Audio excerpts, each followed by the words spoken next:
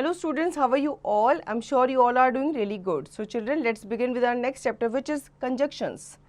A conjunction is a word that joins together sentences, words or group of words in a sentence. Read the following sentences.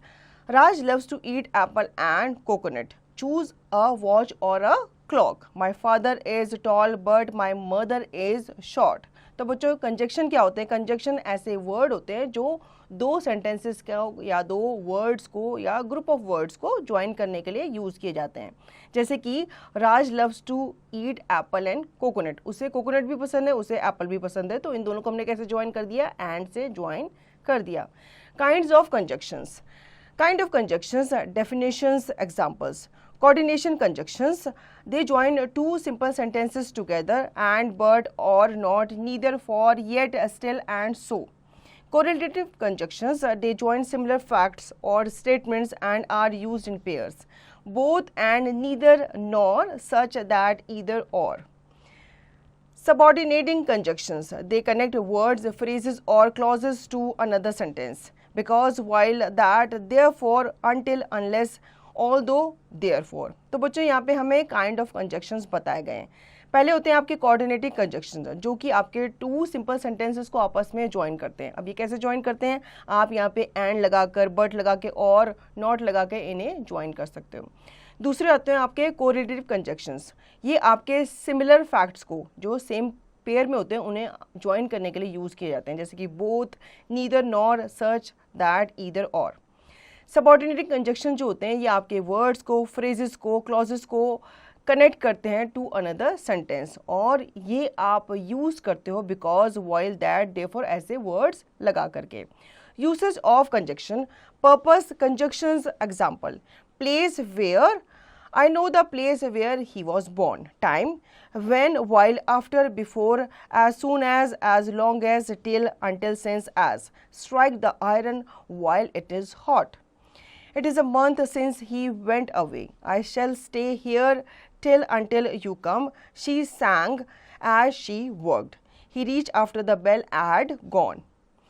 Look before you leap. Addition. And, as well as, also, both, beside, not only but also. Many men and women came to see the fair. He is not only rich but also clever. Contrast. But still, yet, while. I felt angry but kept quiet. He worked hard yet he failed. He is 80, still he is strong. Purpose. That, therefore, so that might succeed. He worked hard that so that he. Comparison. As, so, as, then. He is taller than I am. He is as strong as lion. Cause and result. As, because, for, since, therefore, so. I did not go to school as I was ill. The baby is crying because he is hungry. He worked hard, so therefore he will pass. Alternative. Either or, neither nor or. Either he or his brother did it. He was neither find nor want. Condition. If, unless. If you work hard, you will pass. Unless you work hard, you cannot succeed. Concession or contrast. Although, though. Though he is poor, yet he is honest. Although he ran fast, he could know when the race.